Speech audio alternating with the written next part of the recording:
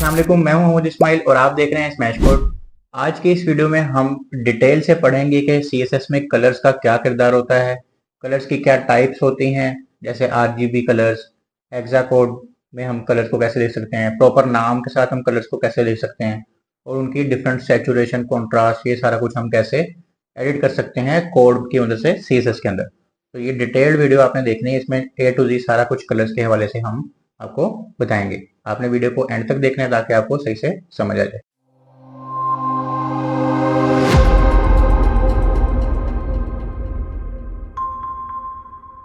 तो जब मैं CSS ऐड कर रहा होता हूँ और डिफरेंट प्रॉपर्टीज़ यूज़ कर रहा होता हूँ, तो ज़ाहिर सी बात है जैसे आपने वो नहीं पढ़ी हुई, तो आपको होता होगा कि वो कैसे हमें पता चलेंगी कि किस चीज़ के लिए हमने कौन सी प्रॉपर्टी यूज़ करनी है। तो उसके लिए आपने टेंशन बिल्कुल भी नहीं लेनी। मैं एक-एक प्रॉपर्टी को जो कि हमारी फ़ील्ड में यूज़ होगी, वो इन लेक्चर्स में कवर करूँगा। तो ज़्यादातर मैं कलर यूज़ करता हूँ, तो आज का जो हमारा लेक्चर है काफ़ी इंटरेस्टिंग सा होने लगा है, क्योंकि इस लेक्चर में हम सिर्फ़ कलर्स के बारे में पढ़ेंगे और मज़ीद इसके ऊपर 2 से 3 लेक्चर्स और आएँगे, जिसमें सिर्फ़ कलर्स ही डिफ़ाइन होंगे। तो सीएसएस कलर्स क्या हैं जी? CSS colors are specified using predefined color names और RGBA, HEX, HSL, RGBA, HSLA values.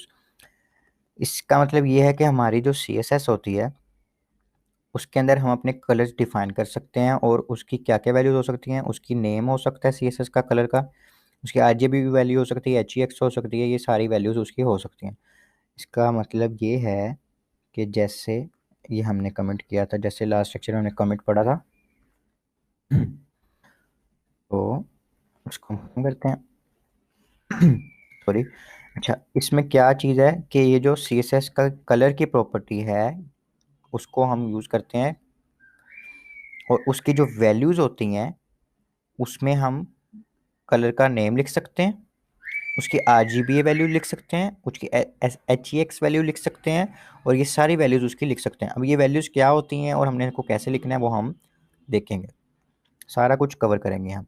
Okay. अच्छा, जो इसमें सबसे पहले हमारे पास है जी सीएसएस कलर नेम्स, कि हमने कलर को नेम्स के ज़रिए कैसे हम ज़ाहिर कर सकते हैं। जैसे हमारे पास नॉर्मल रूटीन में हमारे पास कलर्स होते हैं, orange, red, brown, grey, black, purple, blue, हम उसको इस तरह लिखेंगे और वो हमारा कलर वहाँ पे लग जाएगा। जैसे अभी कलर हमने दिया हुआ है स्टाइल शीट को ब्लू येलो कलर का। हम इंटरनल सीएसएस में चल जाते हैं ताकि साथ साथ हमें पता चल रहा हो कि हम क्या कर रहे हैं। इसको हम दे देते हैं येलो। ठीक हो गया। और यहाँ से हम स्टाइल शीट को एक दफ़ा कमिट कर देते हैं। कमिट का क्या काम होता है ये मैंने पिछले लेक्चर में बताया, अगर आपने वो लेक्चर नहीं लिया तो वो काइंडली ले लें। उसके बाद ये जी हमारे पास अब कलर है और हमने इसको कलर दे दिया है येलो कलर का। ठीक हो गया। तो ये हमारा जो पैराग्राफ है उसका कलर क्या हो गया? येलो।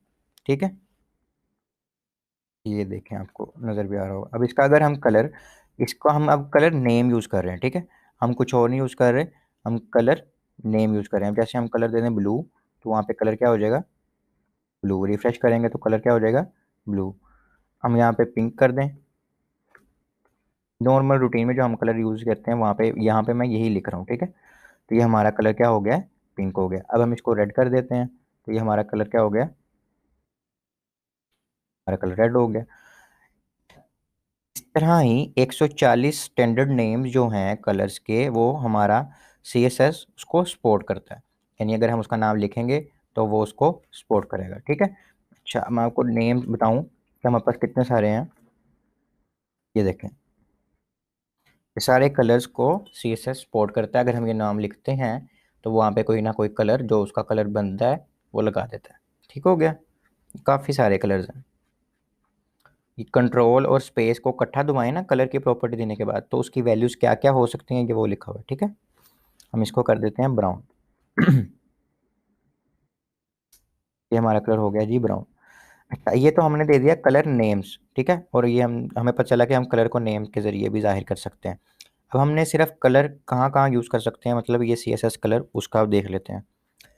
जो मेन टॉपिक्स हैं मैं उनको कवर करूँगा, बाकी जब आप प्रैक्टिस करते हैं तो आहिस्ता आहिस्ता चीज़ें खुलती रहती हैं, लेकिन मैं कोशिश करूँगा कि हर चीज़ कवर करूँ ताकि बाद में कोई मुश्किल ना हो। तो सबसे पहली चीज़ है जी सीएसएस बैकग्राउंड कलर। जैसे CSS का बैकग्राउंड कलर, यानी कि किसी भी एलिमेंट को, HTML एलिमेंट को अगर आपने बैकग्राउंड कलर देना है तो आप यहाँ पे लिखेंगे बैकग्राउंड, उसके बाद हाइफन, उसके बाद कलर, फिर कॉलन, और उसके बाद आप कोई भी कलर देंगे तो वो उसके बैकग्राउंड पे लग जाएगा। जैसे इस पैराग्राफ पे हम काम कर रहे हैं तो इसको बैकग्राउंड का लग गया रेड। ठीक हो गया। अब अगर हम H2 को या H1 को दे देते बैकग्राउंड कलर, उसको वो लग जाता।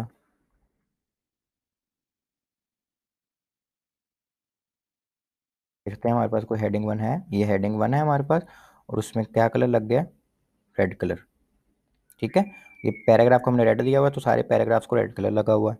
ठीक है, सिलेक्टर्स को हमने कैसे सिलेक्ट करना है, किस एलिमेंट को कैसे सिलेक्ट करना है, इसके लिए भी मैंने अलग से एक लेक्चर दिया हुआ है CSS सिंटैक्स के नाम से, तो वो अगर आपने नहीं देखा तो उसको कवर कर लें ताकि आपको समझ आ जाए।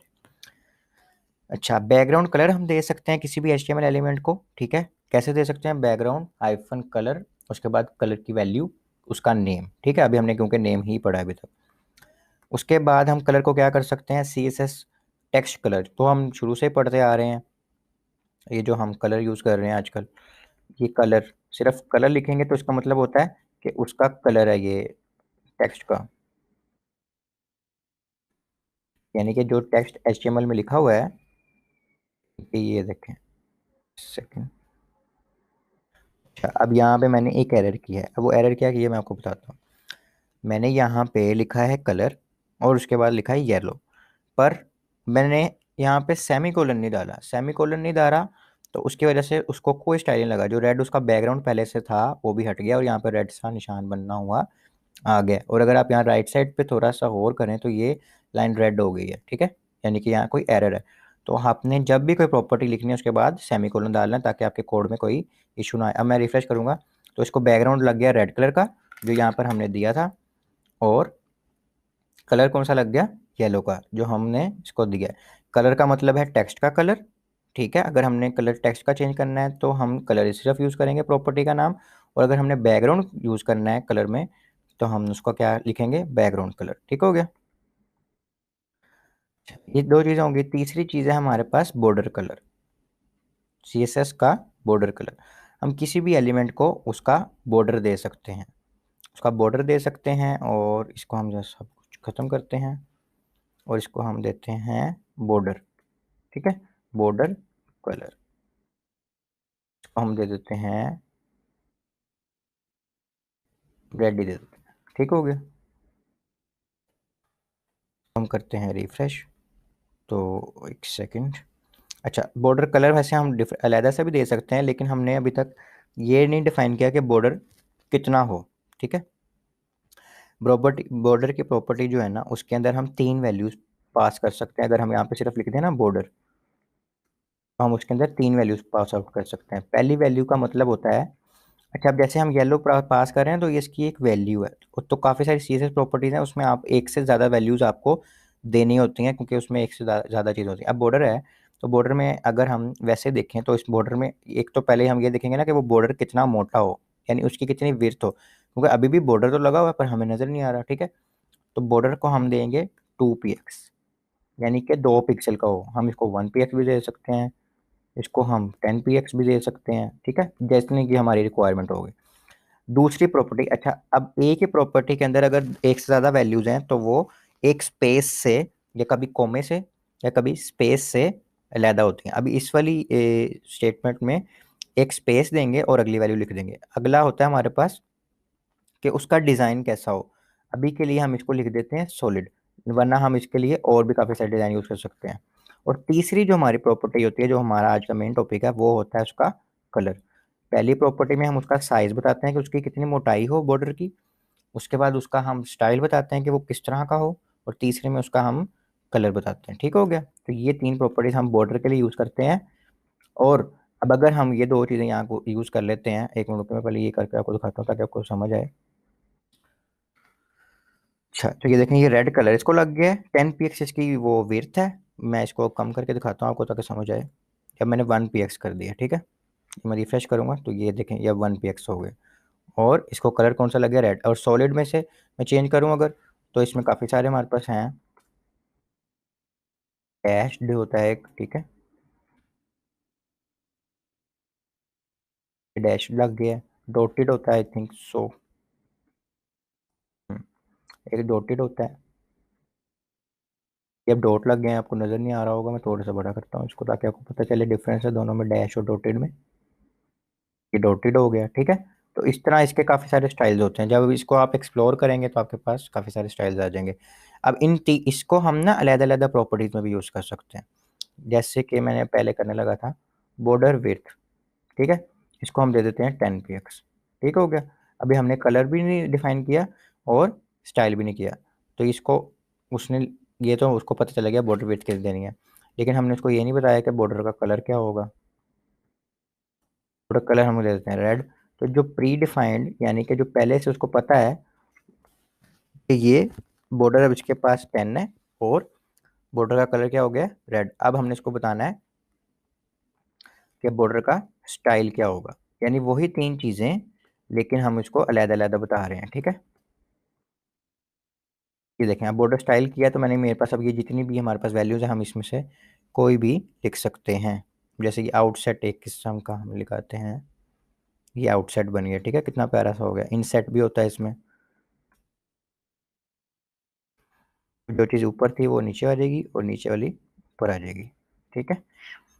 तो ये हमारे पास तीन चीज़ें थी। अब इसको हम एक ही प्रॉपर्टी में भी लिख सकते हैं, या अपने अलग-अलग में लिखनी है तो हम अलग-अलग में भी लिख सकते हैं।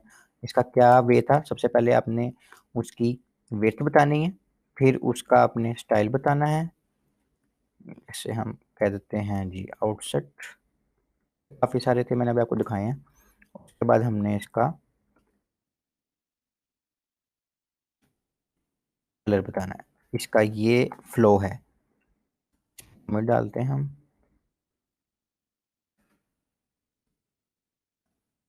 नंबर 1 वैल्यू,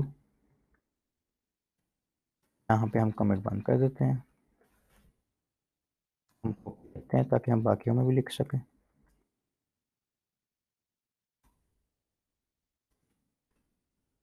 ये हमारी नंबर 2 की वैल्यू हो गई जी, और ये हमारी हो गई जी नंबर 3 की वैल्यू, ठीक है। तो ये हमारा येलो बॉर्डर लग गया, 20 px उसकी विड्थ हो गई और येलो उसका कलर हो गया। तो हमने ये तीन चीज़ें आज पढ़ी हैं कि हम बैकग्राउंड कलर कैसे लगा सकते हैं, टेक्स्ट को कलर कैसे दे सकते हैं और बॉर्डर को कलर कैसे दे सकते हैं। अच्छा, अब जैसे अभी शुरू में मैंने पढ़ाया आपको कि हमारी जो कलर की वैल्यूज़ हैं वो नेम हो सकता है, आरजीबी वैल्यूज़ हो सकती हैं, एचएसएलए वैल्यूज़ हो सकती हैं, और एचएसएल एचईएक्स हो, हेक्सा कोड्स हो सकते हैं, और काफ़ी सारा कुछ। ये इसमें से हम इसको डिटेल से पढ़ेंगे कि आरजीबी वैल्यूज़ क्या होती हैं, आरजीबी वैल्यूज़ क्या होती हैं और एचईएक्स वैल्यूज़ क्या होती हैं, ताकि हम इनको भी यूज़ कर सकें। क्योंकि ये 140 जो हम, मैंने जैसे बताया कि 140 नाम को वो सपोर्ट करता है। कभी कभी हमारे पास 140 से ज़्यादा चीज़ें भी हो जाती हैं जो उसका कोई नाम नहीं होता उस कलर का, हम उसको खुद, मतलब कि हमारा क्लाइंट कहता है भाई मुझे ये वाला कलर चाहिए, वो आपको हेक्सा कोड दे सकता है, वो आपको आरजीबी कोड दे सकता है, तो हमने वो भी यूज़ करना होता है, तो हमें वो पता ही नहीं है कैसे यूज़ करना है। पिछले लेक्चर में हमने सीएसएस कलर को उसके नेम्स के ज़रिए यूज़ करना सीखा, जैसे येलो, ग्रीन, रेड, और हमने पता किया कि इसमें 140 कलर हम बाय नेम यूज़ कर सकते हैं। लेकिन इसके काफ़ी सारे और तरीके भी हैं। वो तरीके क्या हैं, वो हमने लास्ट टाइम पढ़ा था कि आरजीबी वैल्यूज़, आरजीबीए वैल्यूज़ पढ़ सकते हैं हम, यूज़ कर सकते हैं हम। तो हमने उनको कैसे यूज़ करना है आज हम वो देखेंगे। अच्छा, तो जो है जी सीएसएस आरजीबी कलर्स, अब कलर हमने कहाँ यूज़ करना है ये हमने पिछले लेक्चर में देख लिया। हमने बॉर्डर कलर यूज़ कर सकते हैं, बैकग्राउंड कलर यूज़ कर सकते हैं, या फिर सिर्फ कलर यूज़ कर सकते हैं। इसको एक तो मैं H2 करने लगा हूँ, ठीक है, और इसको मैं करने लगा हूँ सिर्फ कलर, क्योंकि अभी हम सिर्फ कलर के ऊपर बात करते हैं। हमने ये तो देख लिया कहाँ कहाँ यूज़ करते हैं, अब हमने देखना है कलर की वैल्यूज़ हम किस किस तरह दे सकते हैं। तो अब हमने कलर आरजीबी वैल्यूज़ के तरीके से देना है। अच्छा, आरजीबी वैल्यूज़ क्या मतलब होता है, आर जी और बी से मुराद है रेड, ग्रीन एंड ब्लू, यानी कि आपका रेड, ग्रीन और ब्लू को मिला के हर कलर बन जाता है, ठीक हो गया। कोई ऐसा कलर नहीं है जो रेड, ग्रीन और ब्लू को मिलाए बगैर ना, मतलब कि उसको मिलाने से ना बने, ठीक है। अच्छा, यानी कि इसकी तीन वैल्यूज होती हैं, मैं आपको लिख के दिखाता हूँ कैसे हमने लिखना है। आरजीबी, ठीक है, फिर हमने लिखनी है पैरेंथेसिस, शिफ्ट दबा के 9 दबाएं तो आ जाती हैं, ठीक है। ओपन भी करना है उसको और बंद भी करना है। अगर आप ओपन करेंगे तो वो बंद खुद ही हो जाती है, इसमें प्री डिफाइंड। अच्छा, अब इसमें 3 वैल्यूज़ लिखनी है आपने। कौन-कौन सी? रेड, ग्रीन और ब्लू की, कि कितना रेड हो, कितना ग्रीन हो और कितना ब्लू हो। अब उसको मिक्स करने से जो कलर बन जाएगा ना, वो क्या नाम है, आपका कलर H2 को लग जाएगा, यानी उसके टेक्स्ट को लग जाएगा। अब आपके पास तीनों वैल्यूज़ ना 0 से 255 तक होती हैं। यानी कि सपोज़ करें ये हम पहले ना 0 फिर कॉमा लगाना है अपनी दूसरी वैल्यू को देने के लिए, यानी कि 0 अब हम कह रहे हैं कि रेड हमें 0 चाहिए, हमें रेड 0 चाहिए। हम कह रहे हैं ग्रीन हमें 0 चाहिए और हमें ब्लू भी 0 चाहिए। ठीक हो गया? तो इसका मतलब है हमें कौन-सा कलर चाहिए? Black colour. तो हम ये हेडिंग 2 है, इसको हम रिफ्रेश करेंगे तो इसका पहले भी ब्लैक कलर था और हमने ब्लैक कर दिया। सपोज करें हम कहते हैं ये पहली वैल्यू है रेड, फिर ग्रीन है, फिर ब्लू, जैसे लिखा हुआ वैसे ही RGB ज़रूर लिखना है, उसके बाद पैरेंथेसिस है। इसे हम अपना एक कलर डिफाइन करने लगे। हम कहते हैं ये हमें 5 चाहिए है, ये हमें 155 चाहिए है और ये नेक्स्ट वाला हमें 0 ही चाहिए। तो हमारा ये कलर बनता है इसको मिक्स करने से ग्रीन। ठीक है? तो ये हमारा कलर क्या हो गया? ग्रीन। दोबारा से देखते हैं। सबसे पहले क्या करना है? RGB वैल्यूज़ के लिए R लिखना है, G लिखना है, B लिखना है, पैरेंथेसिस डालनी है शिफ्ट और 9 को दबा के, और उसके अंदर पैरेंथेसिस में डालना सिखाता हूँ, रुकिए आपको। कोई भी चीज़ रहनी नहीं चाहिए, कन्फ्यूजन रहनी नहीं चाहिए, सारा कुछ क्लियर करेंगे हम। ठीक हो गया? पैरेंथेसिस कैसे डालते हैं वो भी देख लेते हैं। यहाँ पे मैं कर्सर ले जाऊँ, शिफ्ट दबा के ये 9 को दबाएंगे तो आपकी पैरेंथेसिस आ जाएंगी। ठीक हो गया? इसके अंदर हमने 3 वैल्यूज लिखनी है। कौन कौन सी लिख सकते हैं? रेड, ग्रीन एंड ब्लू, और उसको अलग किस चीज़ से करना है? कॉमा से। 0, 0, 0, ये हमारे पास 3 वैल्यूज। अच्छा, इसका कम से कम तो 0 है, ज़्यादा से ज़्यादा हमारे पास है 255। ठीक है? तीनों में से जिसको मर्जी हम बीच में जहाँ मर्जी लिख सकते हैं, 0 से लेके 255 तक हम कोई भी यहाँ पे कलर लिख सकते हैं। जैसे यहाँ मैं इसको शो कर देता हूँ तो ये हमारा ये एक कलर बन गया जिसका कोई नाम नहीं है। ठीक है? इसमें सिर्फ वैल्यूज हैं। अब वो 140 कलर से एक्सीड कर गया ये। ठीक हो गया? इस पर हम कमेंट दे देते हैं, वैल्यू इज फ्रॉम 0 टू 255। ठीक है? ये हम कमेंट बंद कर दें। अगर कमेंट बंद नहीं करेंगे तो उससे जो नीचे जितना भी कोड होगा वो सारा कमेंट में चल जाएगा, तो इसलिए कमेंट बंद करना लाजमी है। तो हमारा कलर देखते हैं हम कैसे सा हो गया। तो ये हमारा कलर ये हो गया। हमारे थोड़ा सा वो प्रीव्यू भी दिखा रहा होता है हमें इस कलर का, ये यहाँ पे आ रहा है। ठीक है? हम इसको कर दें, अगर इसको हम थोड़ा सा इसके साथ हम खेल के अपना नया कलर बना सकते हैं। तो आप इसके साथ अगर खेलेंगे, अच्छा आप 255 से अगर आप आगे भी चल जाते हैं ना 256, तो ये कोई एरर नहीं दिखाएगा, लेकिन इसकी वैल्यू 255 तक की होती है, उसको फ़र्क नहीं पड़ेगा। जैसे मैं इसको 300 भी कर दूँ तो भी वही रहेगा, इसको मैं 400 भी कर दूँ तो भी वही रहेगा, और इसको मैं 254 भी कर 5 भी कर दूँ तो भी वही रहेगा। ठीक है? तो ये सीन है। इसको हम कर देते हैं जी,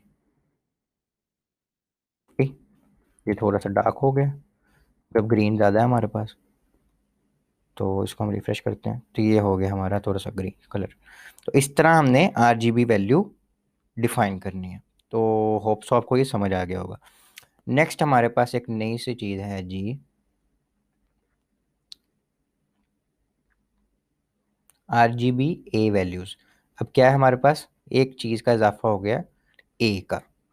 RGB तक तो हमें पता था क्या है, अब हमने क्या लगाना है? यहाँ पे लगा देना है A। RGB के बाद क्या लगा देना है? A। अच्छा, आप इससे भी कर सकते हैं, RGB से भी कर सकते हैं, कलर से भी कर सकते हैं, कम सारों से एक ही होगा। लेकिन क्योंकि आपकी रिक्वायरमेंट्स होती हैं अलग अलग क्लाइंट के हिसाब से, तो फिर हम उसको हर चीज़ सीखेंगे ताकि आपको फील्ड में काम करने में मुश्किल ना हो। ठीक हो गया? अब A का मतलब है कि यहाँ पे भी 4 आर्ग्यूमेंट होंगे। ठीक है? यहाँ पे हमने 3 दिया ना, इसको आर्गूमेंट्स कहते हैं, ये वैल्यूज़ को। तो हम यहाँ पे एक और कॉमा लगाएंगे और यहाँ पे चौथी वैल्यू लिख देते हैं 0। अच्छा, अब ये जो ए है ना, सॉरी मैंने ए नहीं लिखा है यहाँ पे, ये जो ए है इसका मतलब है अल्फा। अल्फा का मतलब है, अब कलर तो सारे 3 कलर से बन जाते हैं, RGB से बन जाते हैं, लेकिन जो ए है ना, ए का मतलब है कि आपने इसके अंदर ओपेसिटी कितनी करनी है। ठीक है? और उसकी वैल्यू होती है 0 से लेके 1 तक। ठीक हो गया? यानी 0 होगी, 0.1, 0.2, 0.3, 0.4, 0.5, 0.6, जितनी भी आप चाहते हैं। ठीक है? अच्छा, मैं आपको इसका करके दिखाता हूँ। इसको अगर हम कर दें 0.5, ठीक है, तो उसी कलर में ना थोड़ी सी ट्रांसपेरेंसी आ जाएगी। ये देखें, ये थोड़ा सा ट्रांसपेरेंट सा हो गया कलर। 0 पे बिल्कुल ख़त्म हो जाता है, 1 पे वैसे आ जाता है जैसे इसमें हमने ए डाला ही नहीं था, यानी सिंपल उसका जो पहले कलर था। ठीक है, अब अगर हम इसको 0.3 कर दें तो ये और नीचे से डिम होता जाएगा। ये देखें डिम हो रहा है। मैं 0.1 कर देता हूँ इसको, तो डिम हो गया। तो ये ट्रांसपेरेंसी लाता है कलर के अंदर कि इसमें से कितना हमने ओपेसिटी रखनी है, कितनी ट्रांसपेरेंसी रखनी है। इसको 0.9 कर देते हैं या 0.8 कर देते हैं, डार्क हो जाता है, ऐसे डार्क होता रहेगा। तो ये इतना है, ठीक है। RGB ए से मुराद क्या है? अल्फा। ए से मुराद है अल्फा, और चौथा आर्गुमेंट की वैल्यू क्या होगी? 0 से 1 तक, ठीक है।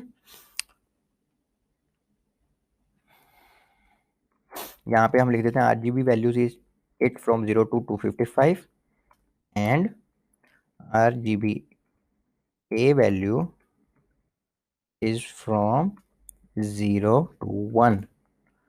For example, 0.1, 0.3 and 0.8। ठीक हो गया। ये साथ साथ हमारा नोट्स भी बन जाते हैं थोड़े थोड़े से जी, कमिट से। तो ये है जी RGB A, जिसमें हम 4 आर्गुमेंट्स देते हैं एक कलर को बनाने के लिए। अब इससे हम एक नया कलर बना रहे हैं, ठीक है। कोई भी कलर बना सकते हैं, कोई कोई इसकी लिमिट ही नहीं है, ठीक है।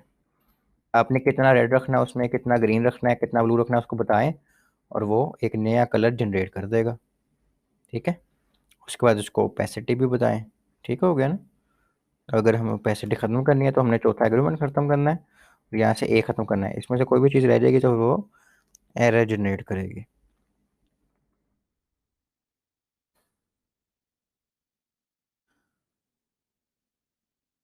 ठीक हो गया। अच्छा, अब मैं इसके ऊपर होवर करता हूँ ना, माउस को लेके जाता हूँ, तो ये हमें एक ये पेटलेट्स दिखाता है।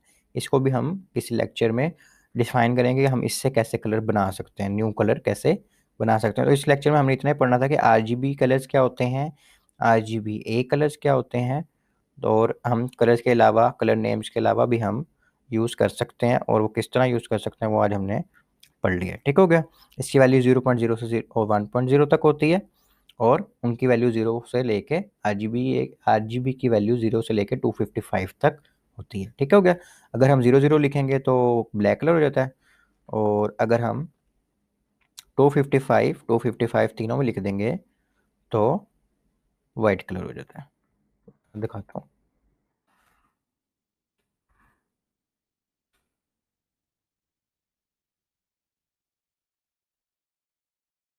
ये 255 हो गया, ये भी 255 हो गया, और ये हमारे पास क्या हो गया? वाइट कलर, जो कि नज़र ही नहीं आएगा क्योंकि इसका बैकग्राउंड नहीं लगा हुआ। इसको हम एक बैकग्राउंड दे देते हैं, इसको हम बैकग्राउंड दे देते हैं रेड कलर,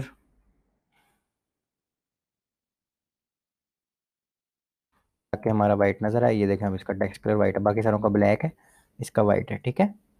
जैसा कि हमने CSS के लेक्चर शुरू किए हुए हैं, और हम कलर्स का पढ़ के अभी हमने कलर्स का पूरा टॉपिक कवर किया है। 2 से 4 लेक्चर्स में हमने उसको कवर किया है। मैं अब आहिस्ता आहिस्ता स्प्लिट कर रहा हूँ अपने टॉपिक को, ताकि आपको सही से समझ आए और वीडियो भी छोटी बने, ताकि ज़्यादा बड़ी वीडियो ना बने। तो आज का हमारा CSS का 9वां लेक्चर है, और आज का हमारा टॉपिक है CSS बैकग्राउंड।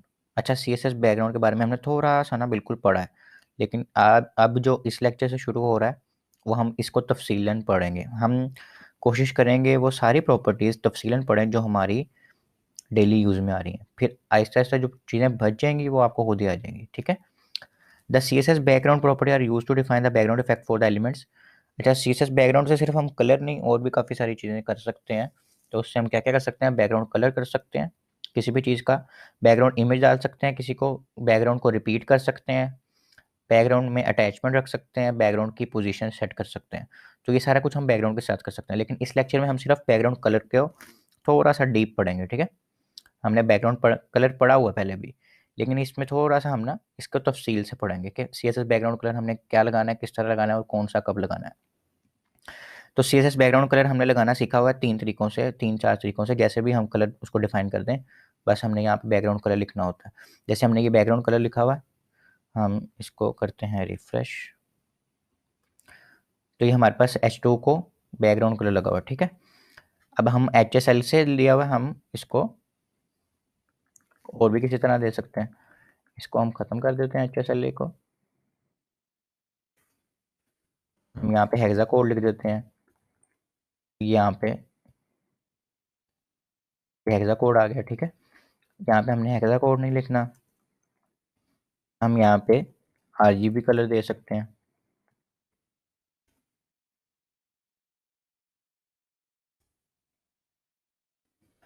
हमने RGB कलर एक दे दिया। ये हैश हमने यहाँ से ख़त्म करना है, हैश हमारे पास सिर्फ हेक्सा कोड के लिए यूज़ होगी। ठीक है,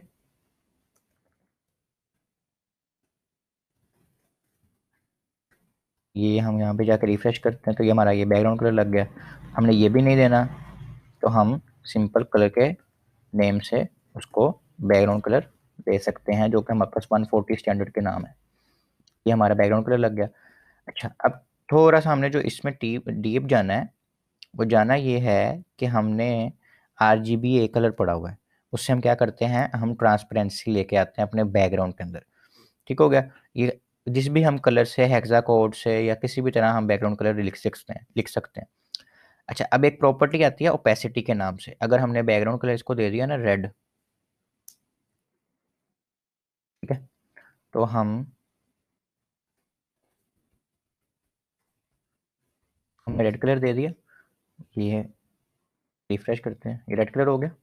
अब हम अगर इसको ओपेसिटी की एक प्रॉपर्टी है वो दे दें, और हम इसकी वैल्यू हो सकती है 0 से लेके 1 तक, वही वाली जो RGBA में अल्फा की वैल्यू होती है, ए की वैल्यू होती है, 0 से लेके पॉइंट में वैल्यू जाती है और 1 तक जा सकती है। अगर इसको हम वैल्यू दे दें सपोज 0.5, ठीक हो गया, हमने 5% करना है, तो ये बैकग्राउंड हमारा क्या हो गया, पीछे से ब्लर हो गया। अच्छा, अब आपने नोट करना है कि ये जो हेडिंग 2 लिखा हुआ है ना, उसका जो ग्रीन कलर है, ये ओपेसिटी उसके अंदर भी लगी है। क्यों? क्योंकि ये देखें, अब बैकग्राउंड तो हमारा लग ही रहा है ना, बैकग्राउंड में तो ओपेसिटी आई ही आई है। हमारा ग्रीन देखें, ग्रीन डार्क है, अब ये ग्रीन थोड़ा सा लाइट हो जाएगा। ठीक हो गया। अच्छा, अब ओपेसिटी से क्या होता है, अगर हम किसी भी एलिमेंट को ओपेसिटी देते हैं तो वो उसके अंदर जितने भी चाइल्ड एलिमेंट्स होते हैं, अगर ये हम बैकग्राउंड दे रहे हैं H2 को, तो ये जो इसका टेक्स्ट है, ये इसका चाइल्ड एलिमेंट है। इसको मैं किसी और तरह से समझाता हूँ। H2 की जगह हम यहाँ लिख देते हैं div। ठीक है, अब ये एक पूरी div है। ठीक हो गया, ये सारी एक div है। इसको हमने ओपेसिटी एक दफ़ा कर देते हैं ख़त्म। हमने इसको दिया हुआ रेड कलर, ये रेड कलर हो गया। अब अगर तो हमने ओपेसिटी यूज़ करके इसका ट्रांसपेरेंसी लानी है, तो होगा क्या, ट्रांसपेरेंसी तो आ जाएगी इसमें, हमने रिफ्रेश किया, ट्रांसपेरेंसी आ गई। लेकिन इसके साथ ही साथ ओपेसिटी यूज करने से इस डिव के अंदर जितने भी चाइल्ड एलिमेंट्स हैं, चाइल्ड एलिमेंट्स क्या होते हैं, जो उसके अंदर होगा, यानी कि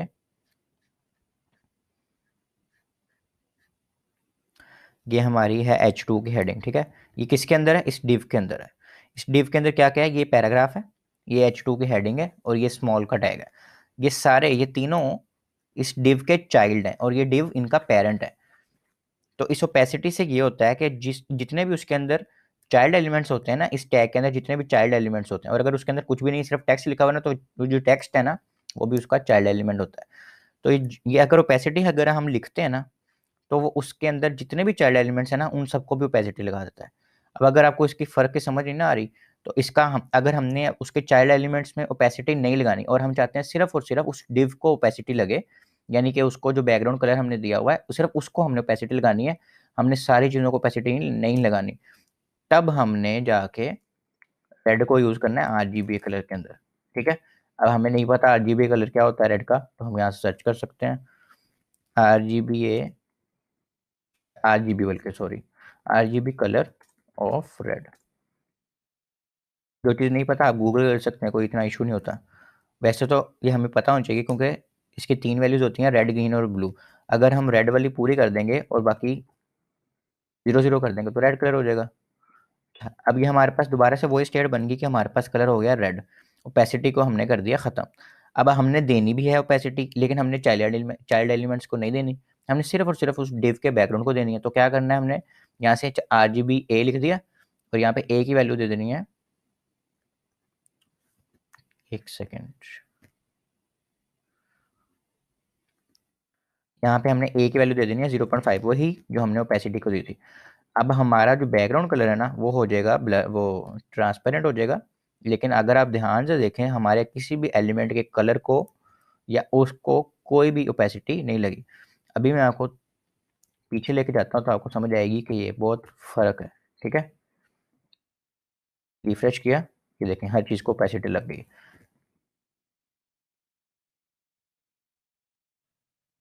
अब रिफ्रेश किया, अब सिर्फ बैकग्राउंड को ओपेसिटी लगी है, बैकग्राउंड देखें वही है, लेकिन बाकी सारी चीज़ें हमारी हाईलाइटेड हो गई हैं जैसे वो नॉर्मल थी। तो बैकग्राउंड कलर में हमने आज पढ़ा है कि बैकग्राउंड कलर हम लगा सकते हैं किसी भी तरीके से, हेक्सा कोड से, उसके स्टैंडर्ड नाम से, या फिर RGB से, या RGBA से, या HSL से, या HSLA से। लेकिन अगर हमने बैकग्राउंड को ट्रांसपेरेंट करना है और तो हमने क्या करना है, RGBA यूज़ करना है। लेकिन अगर हमने ट्रांसपेरेंट करना है उस पूरे एलिमेंट के अंदर सारे चाइल्ड एलिमेंट्स को भी, तो हम यहाँ पे क्या यूज़ करेंगे, ओपेसिटी। तो आज हमने दो प्रॉपर्टीज पढ़ ली, एक तो हमने पहले से पढ़ी हुई थी और एक आज हमने पढ़ ली ओपेसिटी की।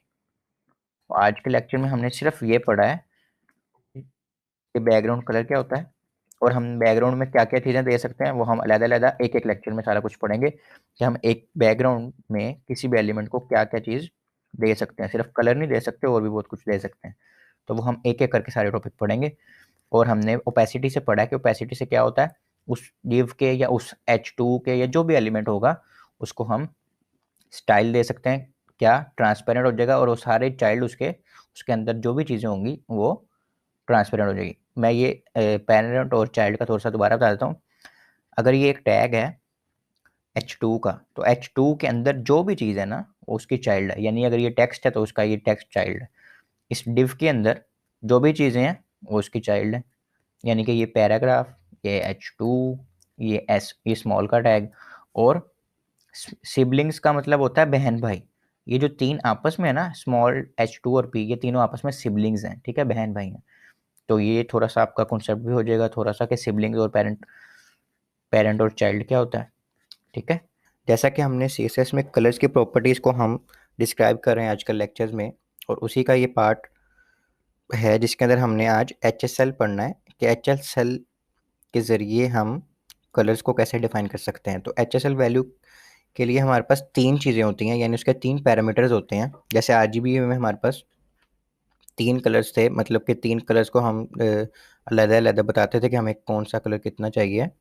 तो इसमें भी हमने तीन वैल्यूज़ बतानी है। अब कलर्स नहीं है, अब तीन वैल्यूज़ हैं। ठीक है, अच्छा, पहली है HUE हुई, ये हम यहाँ लिख लेते हैं थोड़ा सा। इसको हम बैकग्राउंड कलर जो हमने रेड दिया हुआ है इसको हम HSL लिख के ब्रैकेट लगा देते हैं, जैसे RGBA में किया था। अगर आपने वो लेक्चर नहीं लिया तो काइंडली वो लेक्चर ले लें ताकि आपको समझ आ जाए। अच्छा, HSL में हमने क्या करना है, एक हमने वैल्यू देनी है इसकी, इसके बाद हमने देनी है सैचुरेशन की, और इसके बाद हमने क्या देना है, लाइटनेस, के हमने लाइटनेस कितनी रखनी है। अच्छा, ह्यू का मतलब क्या है कि कलर कौन सा हो। ठीक है, मैं अभी बताता हूँ कि इसकी वैल्यू कैसे देनी है। सैचुरेशन का मतलब क्या है, उस कलर के अंदर ग्रे हमने कितना ऐड करना है। और लाइटनेस का मतलब क्या है कि उसी कलर के अंदर हमने ब्लैक कितना ऐड करना है। हम एक एक करके वैल्यू देखते हैं, उसकी वैल्यू क्या क्या दे सकते हैं। जो HU जो है उसके अंदर हम 0 से लेके 360 तक वैल्यू दे सकते हैं। ठीक है, ये एक डिग्री होता है। ठीक है, जैसे 0 से 360 तक हमारा डिग्री होता है, ऐसे ही इसकी वैल्यू हम 0 से 360 तक दे सकते हैं। 0 से लेके 119 तक कलर होता है जी रेड। ठीक हो गया, इसमें से हम इसके बीच में हम कोई भी वैल्यू दे देंगे या ये दोनों भी वैल्यू दे देंगे तो वो क्या कलर हो जाएगा, रेड। 120 से 239 तक वैल्यू हो जाएगी जी ग्रीन। ठीक हो गया, और 241 से या 240 से 360 तक वैल्यू हो जाएगी हमारी ब्लू। यानी कि हम इसकी जो भी डिग्री डिसाइड करेंगे उससे क्या होगा, हमारा कलर डिसाइड होगा कि हमने कलर कौन सा लेना है। ठीक हो गया, और हम यहाँ पे कर देते हैं 240। अब सैचुरेशन पे चलते हैं। सैचुरेशन हमारी होती है जी परसेंटेजेस में। ठीक हो गया, परसेंटेज कहाँ से आता है, शिफ्ट और 5 को दबाएं तो परसेंटेज का साइन आ जाता है। अब परसेंटेज कितनी देनी है हमने ग्रे कलर की इसके अंदर, वो हमने बताना है। ठीक है, अगर हम इसकी 0% देते हैं तो इसका मतलब होगा कि थोड़ा सा शेड होगा ग्रे का, ठीक है। उसके बाद अगर हम 100 दे देते हैं तो उसका मतलब होगा फुल कलर होगा, यानी कि जो कलर हमने डिसाइड किया ना वही कलर होगा, ग्रे का शेड नहीं होगा। इस तरह ही लाइटनेस के अंदर अगर हम 0% दे देते हैं ब्लैक, या 50% होगा, या अगर हम 0% ब्लैक देंगे तो सी बात है सिर्फ कलर होगा हमारे पास जो हमने कलर सेलेक्ट किया हुआ है HUE के वैल्यू से 0 से 360 डिग्री के अंदर जो जो है। और अगर हम 50% दे देते हैं तो इसका मतलब होता है ज़्यादा ना लाइट होगा ना ज़्यादा डार्क होगा। और अगर हम 100% दे देंगे तो डायरेक्ट वाइट हो जाएगा, ठीक हो गया, क्योंकि हम उसमें लाइटनेस फुल कर रहे हैं, ठीक हो गया। अब इसमें हम देखते हैं इसको 50%। और लाइटनेस का मतलब मैंने आपको बताया है कि हमने इसमें कितना ब्लैक ऐड करना है, इसको भी हमने दे दिया 50%। तो हमारा ये कलर तो ब्लू था, ठीक है। अब अगर हम इसको 0% दे देते हैं, या हम इसको 10% दे के देखते हैं, तो ये हमारा कलर उसमें ब्लैक ऐड कर रहा है, ठीक है, और उसमें ग्रे भी ऐड कर रहा है। तो वो हमारा जो कलर है वो आहिस्ता आहिस्ता कम हो जा रहा है, ठीक है। अब इसी तरह अगर हम यहाँ पे 60 कर दें, यानी कि ये आपकी जितनी कम वैल्यू होगी ना, ये उतना हमारा कलर कम होता जाएगा। यानी कि इन इस ग्रे की और इस ब्लैक की वैल्यू पे डिपेंड करता है कि हमने अपना कलर कितना रखना है और कितना छोड़ना है। अब इस वक्त हमने 40% अपना कलर छोड़ दिया हुआ है, ठीक है, उसमें हमने अपना ग्रे और ब्लैक ऐड किया। अब अगर हम इसी को 40 कर दें, ये हमने 40% ग्रे ऐड करना है और 40% ब्लैक ऐड करना है, तो ये अब हम 60% अपने कलर को छोड़ रहे हैं। इसी तरह हम जिस तरह नीचे आते जाएंगे तो वो और नीचे को हमारा कलर जो है वो डिम होता जा रहा है, बार बार देख अगर देख सकते हैं, ठीक है। और इसी तरह अगर हम इसमें ज़्यादा जाते जाएंगे तो हमारा कलर पावरफुल होता जाएगा, ठीक हो गया। लेकिन ये जो लाइटनेस है ये थोड़ा सा और डिफरेंट काम करेगा। ये मैं जो बता रहा था वो सैचुरेशन का था। जो लाइटनेस है उसमें क्या होता है, उसमें हम अपने कलर में वाइट ऐड मतलब ब्लैक ऐड कर रहे हैं। तो ये हम अगर इसको 20 करें तो ये हमारा कलर ज़्यादा हो रहा है, 30 करें तो फिर ज़्यादा हो रहा है, 40 करें तो ज़्यादा हो रहा है, 50 तक ठीक है, फिर 60 के बाद अब इसमें ये वाइट ऐड हो जा रहा है, ठीक है। तो ये पूरा मतलब कि लाइटनेस उसकी कम हो जा रही है और ये 100 पे जाके पूरा वाइट हो गया और हमें ऐसा लग रहा है कि हमने वाइट कलर ही सिलेक्ट किया था, ठीक हो गया। ये हमारा जो एडिटर है ये हमें साथ साथ कलर बताया जाता है, इसलिए हमें वापस ब्राउज़र में जाके चेक करने की ज़रूरत नहीं पड़ती। तो मैं थोड़ा सा रिपीट कर देता हूँ ताकि कन्फ्यूजन क्लियर हो। इसमें जो लाइटनेस है वो जब हम 50 से आगे जा रहे हैं तो वो हमारी लाइटनेस ज़्यादा हो जाएगी, तो हमारा जो कलर है वो वाइट की तरफ मूव कर जाएगा। और जब 50 से नीचे जा रहे होंगे तो हमारी लाइटनेस कम हुई जा रही होगी, तो वो हमारा कलर अपनी कलर के हिसाब से और उसमें वो ब्लैक ऐड कर रहा होगा, ठीक हो गया। इसी तरह जो सैचुरेशन है, सैचुरेशन में क्या होता है, सैचुरेशन में हम उसमें ग्रे ऐड कर रहे हैं अपने कलर के अंदर। तो जब ये नीचे जाती जाएगी तो वो हमारा कलर डिम होता जाएगा, ठीक है। और जैसे ही ये ऊपर जाती जाएगी तो हमारा कलर डार्क होता जाएगा, ठीक है। ये देखें अभी हमारा 80% है, रिफ्रेश करते हैं तो ये हमारा कलर डार्क हो गया। बाकी इसी को हम 60% कर देंगे, हमारा कलर थोड़ा सा डिम हो जाएगा, ठीक है। इसी तरह हम नीचे जाते जाएंगे तो वो डिम से डिम हो रहा है, ठीक है। लेकिन इसी तरह हम अगर लाइटनेस ज़्यादा करते जाएं, सपोज इसको हम 80 कर दें, तो वो जो हमारा कलर डिम तो हो गया, लेकिन अब इसमें हम इस डिम कलर के अंदर वाइट ऐड करना कर ही जा रहे हैं, मतलब कि हमारी ब्लैक की परसेंटेज कम हो रही है। तो ये हमारा कलर कोई और ही बन गया, ठीक है। और अगर इसी को हम 100% कर देंगे, ये हमारा कलर क्या हो गया, बिल्कुल ख़त्म हो गया, हमें नज़र ही नहीं आ रहा बैकग्राउंड। और उस पर कलर भी हमने RGB ये वाइट ही दिया हुआ है, इसलिए वो टेक्स्ट भी हमारा नज़र नहीं आ रहा। अगर ये हम इसको ग्रीन कर दें तो हमारा टेक्स्ट हमें नज़र आएगा, ठीक हो गया। तो ये चीज़ है, हम 50 कर देते हैं, ठीक हो गया। तो ये हमने HSL पढ़ लिया कि हमारी 3 वैल्यूज़ HSL की कैसे होती हैं, ठीक है। सैचुरेशन का मैंने आपको एग्जांपल्स भी दे दिए हैं, सैचुरेशन भी बता दिया है। 100% सैचुरेशन होगी तो क्या मतलब होगा, प्योर कलर होगा, उसमें ग्रे का शेड कोई भी नहीं होगा। 50% पे क्या होगा, 50% ग्रे होगा, 50% आपका कलर होगा।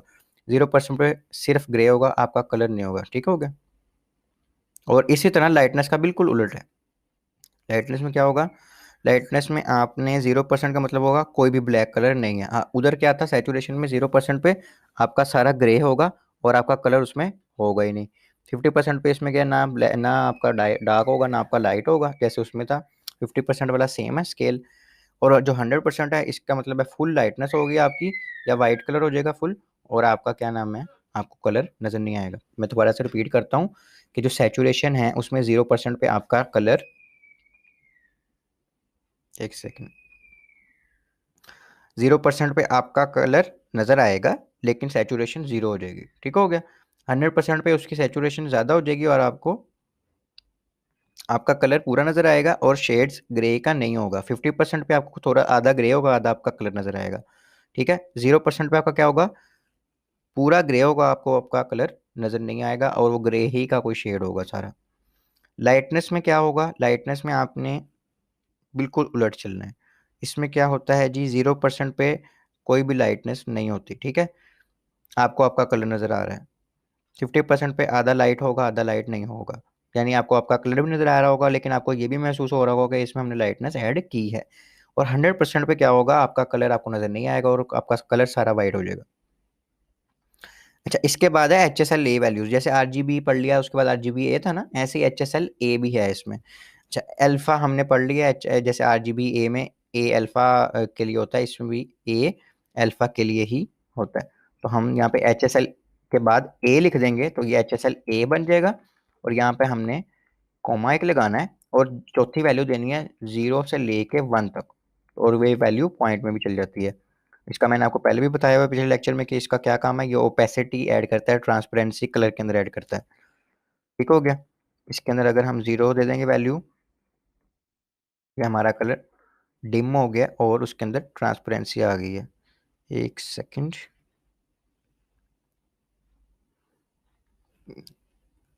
हम इसको 50% दे देते हैं।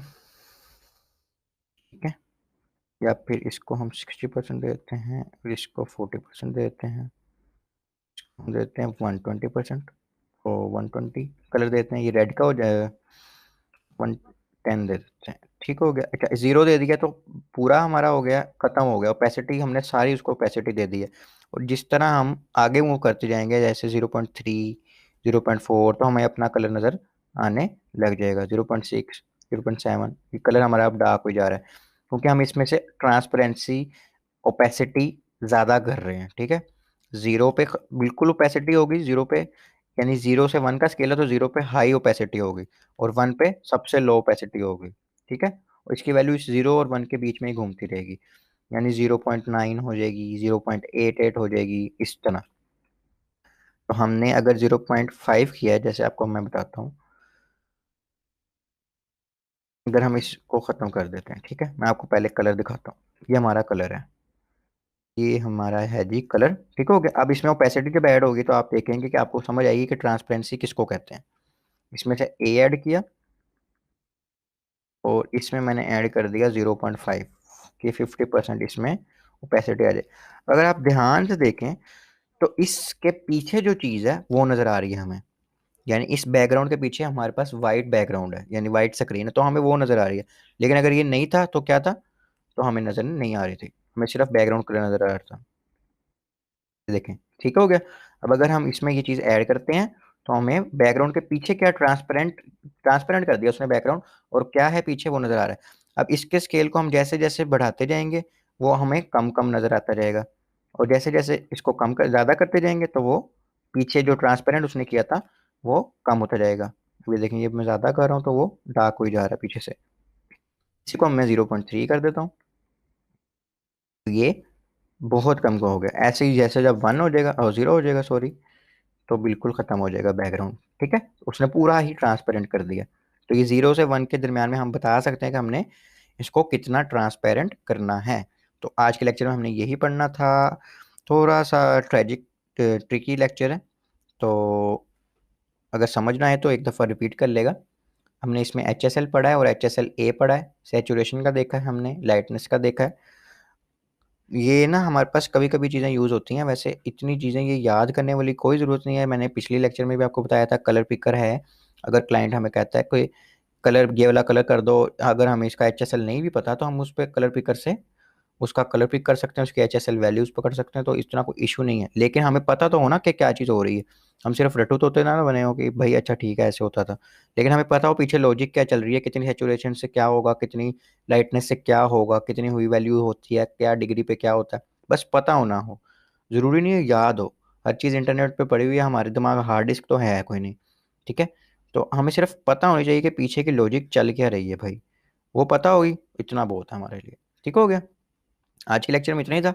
उम्मीद है आपको समझ आई होगी। अगर कुछ समझ नहीं आया तो आप कमेंट कर सकते हैं। अपना बहुत सारा ख्याल रखिएगा, मिलते हैं अगली वीडियो में। अल्लाह हाफिज़।